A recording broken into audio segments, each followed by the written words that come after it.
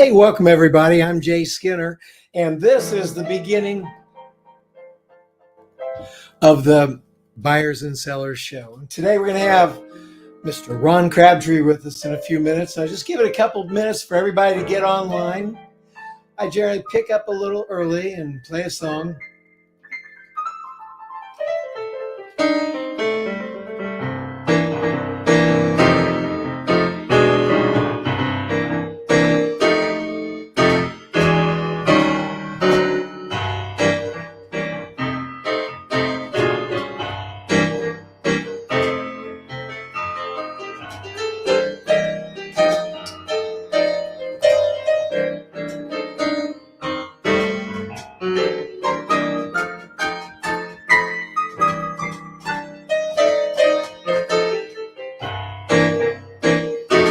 Oh yeah, I'm Jay Skinner. This is the Buyers and Sellers Show.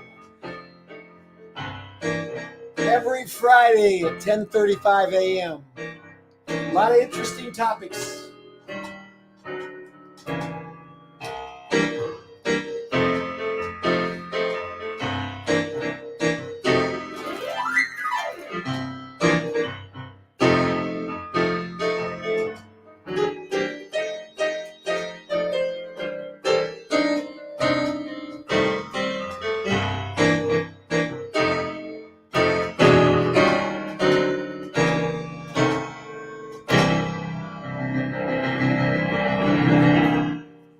And we're live. I'm Jay Skinner, and I want to welcome you to the weekly Buyers and Sellers Show.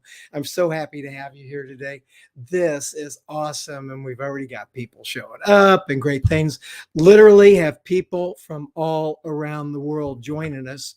And the idea is that, well, we call it the silver rule. Do unto your vendors what you want your customers to do unto you. And for some of you guys that are out there doing work and helping other customers and are acting as types of consultants and things like that, and you're trying to build your home business to help people think about this, do unto yourself what you're asking others to pay you to do unto them. I think that's the green rule. And how about that? When I start talking about green things and green rules, what comes to my mind is the king of stop the waste, the king of finding dollars you didn't even know you had. That's Mr. Ron Crabtree, and here he is. Hey, Ron. How you doing? So I just want I'm going to just read here who you are. You're the president of MetaOps and MetaExperts. I think this is your third time on my show, isn't it? Something like that. Yep. It's a global staffing company specializing in the contract and contract to hire placement of highly skilled director level and above operations specialists. MetaExperts work with organizations who need specific talent to solve difficult problems and need interim management to fill gaps while searching for the right person. You are, I know, it's like, don't blush. I know I'm talking about you, but this is the cool thing, and I'm so proud to have you here. You're an internationally recognized expert, author, and speaker in cutting-edge business process improvement methodologies, and you've, of course, mentored thousands and thousands of people over the years. And I'm just proud to have you here. Ron, thanks for coming. Thank you. You're welcome. This is great. So everybody got on, and the topic is so valuable and it's so important because we're talking about filling, employee resource gaps. And it's like awesome. It's like, let's see who we got here. We got people coming on. I like that one. This is my son, Eli. Hey, Eli. And yeah, I'll do lunch and we'll fight over the bill and you can win. Good, Eli, glad you're here. So that's excellent. And more people are piling up here. But Ron, this is huge, this business about employees and employments. Tell us about the problem. And why don't you just lead on into the discussion? And I'm going to encourage people to make comments if they have comments and questions, and we'll pick those up as we go. Well, in that case, why don't we let me share my screen? I've got a few slides here that'll help us get through this efficiently. So just bear with me here while I go ahead and do that. So share a screen. screen and we'll see if the technology will behave. So far, so good. And presumably you can see a PowerPoint slide. Let's do add to stream, and there we are. All Excellent. right, very good. So the topic here is really about filling the employee resource gap, when hiring is very difficult or even impossible. And a lot of this has been driven by, the ongoing issues with the COVID pandemic, and that's something that hasn't gone away. In fact, we think about what's happened in the last year is what's called the Great Resignation. I think we were hitting like 4.5 million Americans, changing jobs in a single month. It was a high watermark that really happened in history. And what's interesting is that has continued and to be at that 4 million per month rate here over the last many months, which that creates lots of issues, right? Because we can't seem to find the people we need. We're finding out that incentives don't really work, right? Incentivizing people and trying to get things done. So we've got this massive problem, right? Not nearly enough employees to get things done. This is endemic. I ran a webinar yesterday for the Next Level Purchasing Association, and we did a survey out to chief purchasing officers around the world. And high on their list, not in the top three, but pretty high on their list, is this whole staffing and manpower shortage for them, their own companies, but for their suppliers as well. So we're really all in the same boat. So what can we do about that? Well, maybe we pay more for the people we want. We don't want to go out and kind of steal them from our competition, right? Well, there's a 3 to 6 month typical hiring cycle if you're working through the typical HR department. And oh, by the way, if you're going to pay more for people, are your customers going to pay more? Can you pass that through? Can you stand to wait 3 to 6 months to get relief? Are your customers beating your brains out because we're not getting the results we should? Can we live with zero profits? There's all kinds of issues with that. Maybe the other thing we could do, right? Number 2 on this is, could we create a wonderful workplace that everybody's lining up to work for us, right? Well, you should have been doing that all along. But the fact is, to truly change the culture of a company and make you look really super attractive, get your ratings on Glassdoor to go out through the ceiling, takes real change and it takes real time. If you haven't already got your company and your organization to a place where you're seen as the employer of choice, that is not a fix that you can do very quickly. And oh, by the way, there's lots of really spendy, costly consultants that would love to consult with you around how to make your company into the workplace of the future. So that's not fast, and that's not cheap either, for that matter. And then there's number 3. Can we figure out how to get it done without hiring more people? And can we do something about the orders backing up, right? Worrying about customers taking their business elsewhere. And so what's the fastest solution here? Well, it's kind of obvious here. We need to get to number 3 around figuring out how to get it done without hiring more people. And that's what I'm going to cover here in this session is, how do you go about doing that? So you can actually turn that crank quickly, the operative word quickly, so it'll make a real difference for you and your customers. So in the event I did back on October 29th, we did the same forum here. We did the Stop the Crazy Waste discussion.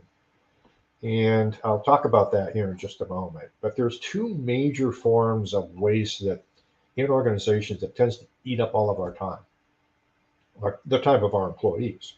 There's structural wastes, and we took a deep dive into that during the workshop back on the 29th around, how do you really identify those, quantify those, and do something with it. And then there's process-driven waste. And I'm going to explain what that's all about here in a minute. So what do we mean, crazy waste, right? Well, the fact is most organizations can waste a basket load of the time and money they're spending today. It's 30 to 70%, which is pretty outrageous. But it really comes down to getting a really, I covered this back on the 29th. I'm not going to go in detail here, but we have to pull our people together, get our heads wrapped around this as we're looking at the processes, things we're doing that people spend time on, do they really add value? And you got to get really unified around what that means. Does your customer see this value? Would they pay for it if it were detailed on an invoice? Are we physically transforming the thing or the information? Or is it a form of inspection or correction or just moving it on from one place to the next? And are we doing it correctly the first time? Meaning, is it one and done without any subsequent inspections, fixes, corrections, double checks, or whatever it may be? If we can't say an absolute yes to all three things, it's probably not a value add step in the process. Okay, we're going to take a deeper look into that here in a minute, right? So what we did back on the 29th, we actually showed you how to use a little simple worksheet to go through and brainstorm sources of waste and variation and what can be done to quantify that. Again, that was really centered around what we call structural waste. And as a refresher, I covered back on the 29th of October, what were classic sources of waste that we'll see in organizations. This is typically a service type organization as opposed to manufacturing, of the classic kinds of things that get in the way and eat up a lot of time and money without adding any value. Right? So in that event, we really got clear about, what do we mean by value add? We made that list, we quantified that, and we really were able to measure the impact of each of those things we brainstormed. So that's just creating a little bit of a baseline for what we're going to take a deeper dive into right now. What we're going to do now is use this next 10 minutes or so and just take a deep dive into what do we mean by process waste. And I'm going to show you a simple way to do the critical thinking to go find that crazy 30 to 70% of the time and money that we're probably wasting today, which can that sound outrageous? Absolutely. But I was just thinking, as I was preparing for today, this is several years ago, there was a small company in Metro Detroit. They would do scanning of physical records, paper or whatever, and they would convert it into digital, and then they could get rid of the paper or put it up into storage. And so this is a razor thin margin business, low barrier to entry. These guys were, struggling to even make money, let alone find people that want to sit around and scan documents all day. And we did we did the process that I'm about to describe in about 3 hours time. Put it all up. Took a step back from it, and the owner of the business shaking his head. He says, "Man," he says, "we're stealing from ourselves. It's like we're just wasting tons of our employees' time on steps that really don't add value." And he was able to visualize things he could do the next day to start knocking down the waste that we were able to identify in the process. Okay. So this isn't necessarily, sometimes it can take a while. If you've got to fix IT to get the waste out, that's a long-term problem. But quite often, it's just simple process change, procedural changes, realigning the work that can make a huge difference. So we're going to go into a little example case study here, and I want to tee this up a little bit with the backdrop, right? So I was invited to go to a large public university. The CTO is getting all kinds of grief from the business around taking way too long to get an email account with security access set up. And this is a common process.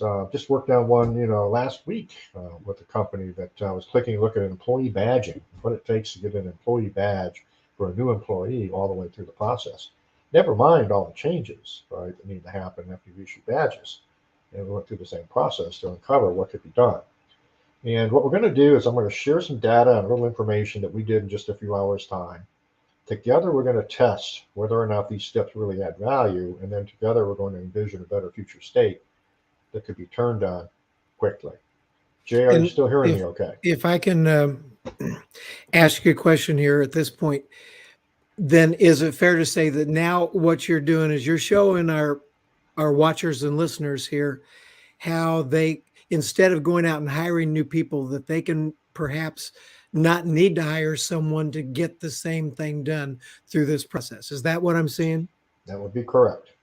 Okay, super. So I would call that discover how to quickly get the job done without hiring more people. There you go. That's a way of saying it for a fact. Awesome. Okay, thank you. I'm loving this because I spend time telling people how to advertise for people and keep their folks. But you showed earlier how difficult it can be and expensive it can be to get yourself together so that you don't have the attrition that's occurring and the problems. And so in the meantime, while you're working on hiring, oh my gosh, you may actually have some margin you didn't even know you had. So I'm excited. Let's go.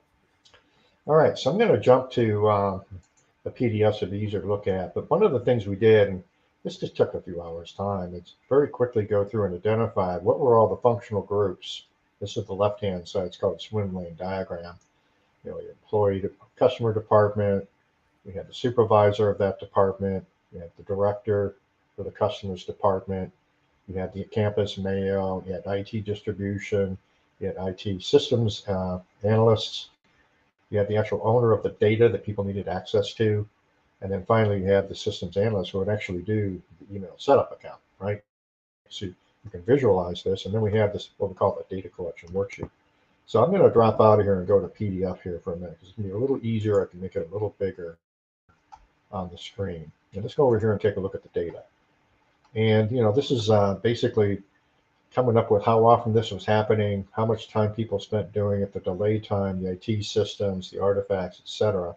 And as a point of interest, I've used this exact example in training and awareness workshops with thousands of people all over the world. And I'm going to share with you what, after they kind of think about this whole value add versus non-value add, what's really wasteful. And I'm going to share with you, by way of an example, kind of what the average group comes up with. And then we're going to talk about the implications of what's possible with this critical thinking. What I want to point out here is the bottom line on this is we were spending about an hour of our precious time, or right, every single time. We're doing it 30 times a week. So that's basically a full-time employee completely dedicated to nothing but new employee access, to say nothing about changes for all the other employees, right? Changes and updates to what we're doing. This is just setting up something for a new employee, which in a university could be graduate students, professionals coming in to teach part-time, blah, blah, blah, blah, blah. So there's a huge campus, so they have a lot of people coming and going.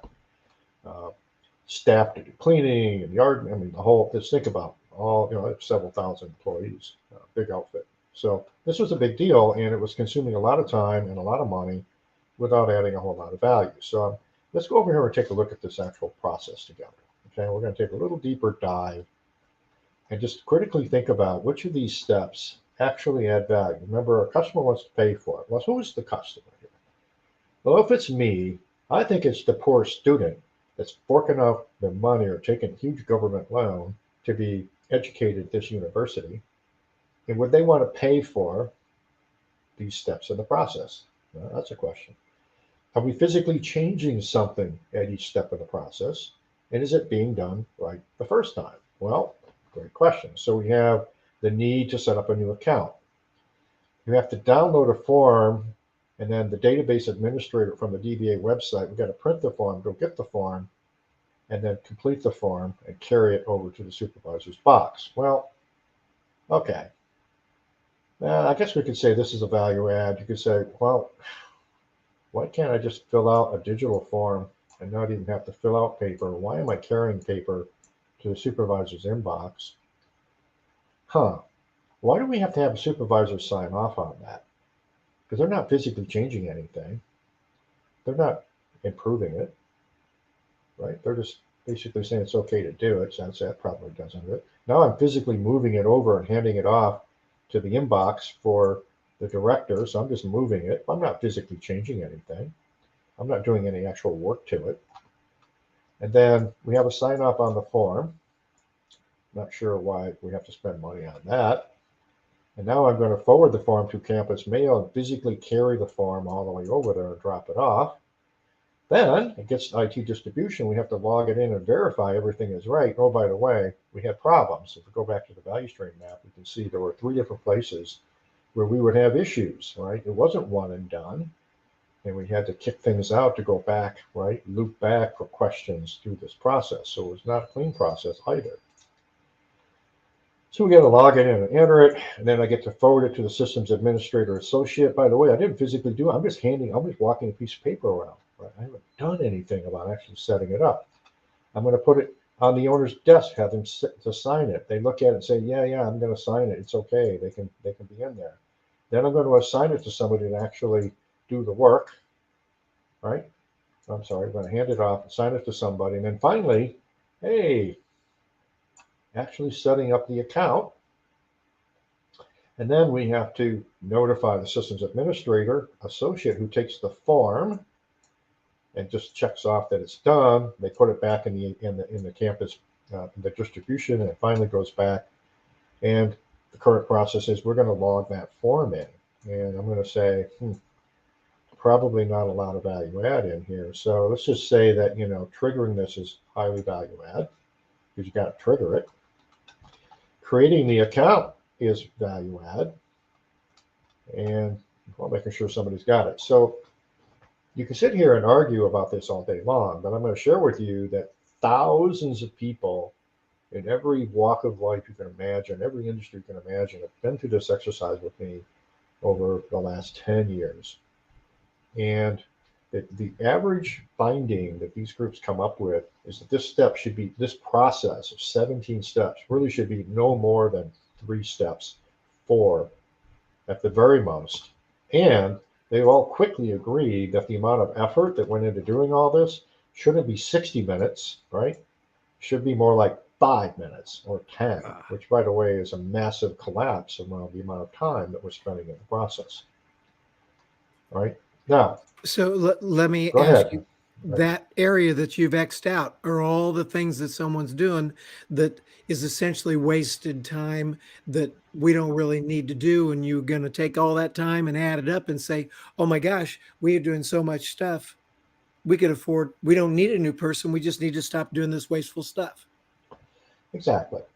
So one of the things, the actual team at the university, where we did this, we had 3 different teams work on this. Mm-hmm. Broke them out into sub teams, and they all came up. It should only be 3 or 4 steps, and they recognized that they were not leveraging simple workflow, right? They weren't recognizing that we could predefine many of these decisions. What were these people looking at, and why were they signing up? What were they looking for? Why would they not just bypass it, right? Or just let me know you did it after the fact. Well, we had to, right? What is it they were looking for and why, and then solve so that we could be one and done with the process. But let me cut to the real punchline here. I actually had a team that looked at me really funny and they said 0 of these steps actually add value. And I said, really? And I said, yeah. I said, and their organization, which by the way happened to be a treasury and a state treasury department, and we were doing this sort of training. They said, no, what we've done is, because security is so important to this organization. Think about a treasury department handling people's taxes and unclaimed funds and gaming and just a whole menagerie of financial transactions. Security was like paramount. So what they did is they said, no. We have every single position has predefined permissions around what systems they get access to. And so that's a once a year thing, just make sure that's complete, so that when the hiring department says, I want to hire that person, they press a button that includes the name, right, for the email to be issued. It automatically generates the email and sends the notification to the new hire and automatically gives them everything they need to all the systems access across the entire organization. So in their case, they said 0, right? If you reinvent the process, the need to even do this at all, you get 100% elimination of this. So one of the old sayings, and I want you to listen carefully, one of the biggest wastes is trying to improve a process or fix something or make something better that we shouldn't even be doing in the first place, right? So no bigger waste Let's than say that spending again. money fixing something that we shouldn't even be doing in the first place. Ron, that is awesome. One of the biggest wastes, let's see if I say it right. One of the biggest wastes that we do is trying to fix something that we shouldn't be doing in the first place. Exactly. So that's really the Ron punchline here Crabtree. I wanted to share. This is not rocket science, but you gotta be in a place where you can wrap your head around understanding what value add really is, right? Who we're trying to please with this process. You don't need to spend a lot of time. This can be done literally on napkin paper over a lunch table. You can crank this out and have this critical thinking occur. So the trick is, look at the processes in your organization that consume lots of people's time, and then step back and make some hard decisions around, wait a minute, is there a better way to skin this cat? Could we eliminate it altogether? And if we can't do that, what can we do to take out all of these steps and activities that don't really add value in the first place, right? Yes. So that's really the punchline here. I wanted to share, in a pretty quick synopsis, how can we address those people shortages, right? Did a little refresher from, what do we mean by value add versus waste? And I was able to kind of walk you through very quickly how easy it is with the right critical thinking to map something out and then go through that process and actually envision a future state that requires a lot less people to operate it. So there's a couple of benefits here.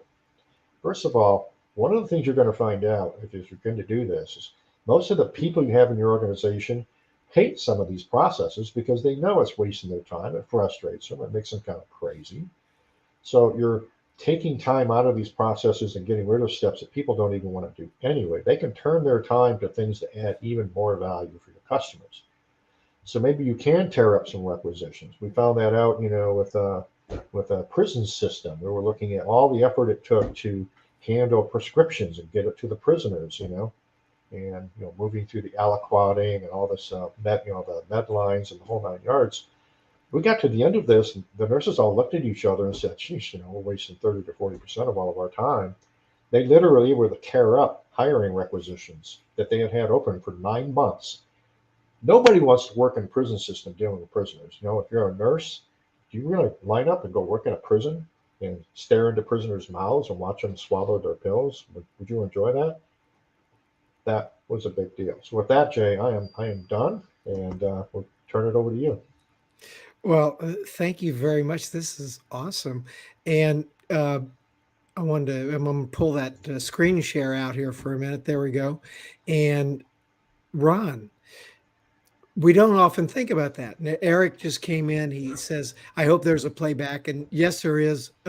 All these shows are piling up on Facebook, YouTube, LinkedIn. And then I have a playlist on YouTube that's very easy to get to that has all the shows for over the last year, and will continue to pile up there too. So you bet there is.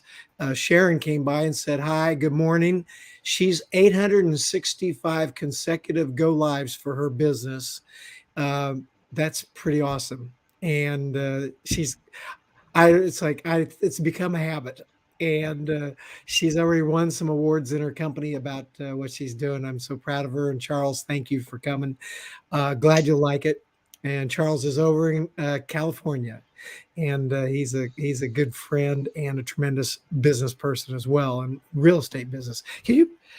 So thank you, people, for coming and commenting. There's a lot more people here than comment. That's okay. If you have a question, this is the time to ask it, because I found out that it takes a while for your questions to come through. But he was referencing earlier the October 29th session we did on Stop the Waste. And if you combine that with this, you get an even a bigger picture. And Eric's giving Sharon a shout out for 865. Way to go. Ron, let me see if I understand, because this is so valuable, and I want to make sure people are hearing it, that through this process of evaluating processes that are already in place and either saying, do we really need this, and kill it entirely, and assigning a value that based upon hours expended during the week by someone, we may be able to add up to 40 hours worth of wasted time somebody is doing. And if that's the case, then they have room to do more stuff. Or we're not really talking about get rid of someone. If someone's wasting 10 hours and someone else is wasting 10 hours and someone else is wasting 10 hours, there's 30 hours worth of work that if we just redistributed some jobs, that maybe we wouldn't need that new person we thought we needed. Am I right? That's correct. Man, I could go into business. How nice. So everybody, I got to tell you, I hope you've really enjoyed this. I certainly have. Ron Crabtree is kind of a big deal. And I want to put up a banner here. Ron, what's the best way for people to get a hold of you? I want to type it up here. Sure. It's my email, rcrabtree, just first letter of the first name and then the last name, Crabtree, at metaops.com, which is metaops.com. Crabtree at metaops.com. And then MetaExperts.com would be our main website where we describe the interim talent solution that we offer the market. Without putting too fine of a point on it, our niche is providing to organizations of all types skilled resources that can walk in the door and teach you what I just did and help you do it. Or stepping in to help you operationally get some stuff done. So you do have a shortage of manpower, but you need a really super skilled person that can jump in and be an interim, run a department, handle quality issues, industrial engineering, supply chain, procurement. We've got them, and we've got them all over the United States and all over the world on demand. And I will tell you guys, I'm proud to be on his list as a meta expert. And it wasn't easy. It's not like you just sign up and get on the list. They put you through the um, through quite a process to do Yeah, it's that. And a 300-point vetting process yeah, that I've, people go for through you. to earn the right to be inside the firewall. So we know our experts really well. We have a 47-point customer alignment worksheet process that we go through with the customer before we even think about presenting any candidates. So we get really clear about what good is, how we're going to measure success, necessary soft skills, industry pedigree, background, and we draw that down to a very tight match. And then we stand behind that with quality reviews and access to our knowledge base to help you and that expert be successful to get the results you need. Ron, meta experts, where should they go on the web if they want to see what we've got? Like, I have a lot of people here that are involved in business consulting type things, and they would qualify most likely to be on your list and someone that you could bring in on a project. What's the website they should use for that? That's metaexperts.com. So it's META and then the word experts run together, metaexperts.com. When you get there, you'll see lots going on there. And then there's actually a button there if you want to be a meta expert, you click there. And if you need a meta expert, you can click there. And we're going to be launching on a redo on our website and a portal, not too distant future here, within the next 60 days, is what I understand. And people could come to our website and say, I'm looking for somebody, and they can actually do a search based on certain criterion and keywords to lift out and find out who's already in our network that could step into a role on demand. Awesome. And let's just take a look. Oh, there's some more people. Kellen Ann, hello. Hi. Good to see you. And Charlie, Thank you, Charlie. thank you for coming. Excellent. Glad you liked it. And then I popped these out there, and on some of the platforms you can see this posted up too. And we want people to visit metaexperts.com and check it out and get to know Ron. Uh, this has been a fantastic session, Ron. I really appreciate it. Concise. We got up and down in our 30 minutes I try to do. And thank you very much for coming. Anything finally that you want to say, or I'll go ahead and play us out? No, I think we're good. I mean, the big thing here is that, this whole operational excellence, Lean Six Sigma can be absolutely overwhelming and blow your mind around what could be done. But the trick is pick those vital few things that make a difference for you now. Do it quick, right? Iterate, learn by doing. Just do it. Right. Just do it. Sounds like a good idea. It's all in the execution. Thank you very much for coming, Ron. Don't eat all the fruit in the green room. I'll be back there in a minute. Okay. Bye now. Bye. Well, everyone, thanks for coming. I am so happy you're here. One thing I want to tell you about is that I am so excited about an opportunity for everybody watching here to have some sales and marketing training like they've never had before in their life, with a 3-day event coming up March 21st, 22nd, and 23rd, live in Charlotte, North Carolina, with the king of sales. And do you know who that is? That would be my friend Jeffrey Gittimer. And those of you that haven't spent time with Jeffrey, uh, would you love to? Just think about that you actually have the opportunity to spend 3 days with Jeffrey and Jen Gittimer, and then a host of other people from around the country and around the world, teaching and training and having fellowship in a small environment. Now, it's small, meaning less than 300, at a very cool place called the Mint Museum in Charlotte, North Carolina. So if you're interested in that, which who wouldn't be? I mean, it's like, if you're not interested in it, I need to take your pulse. Uh, it's very affordable. There's all sorts of cool things going on. And to find out more about it, I just want you to go to www.gittimer.com, www.gittimer.com. Bam, I'll just hit that, post it out there so everybody can see it. just go there, get the information, sign up, and you're going to love it. It'll be great. I'll see you there. I got some people I know are going to definitely be there already, and that's kind of cool. Let's see, last thing. Okay. Robert Brooker, I would and will moving forward. Awesome, Robert. Glad you came. What a great show. Again, have a great one. We're going to see you next week at 10:35 a.m. Eastern Time. This is the Buyers and Sellers Show. I'm Jay Skinner. And 5'2", eyes of blue. Oh, what that 5 foot could do. Has anybody seen? Has anybody seen? Has anybody seen my girl? Yeah. And I'll be playing in Charlotte. See you then. Bye now.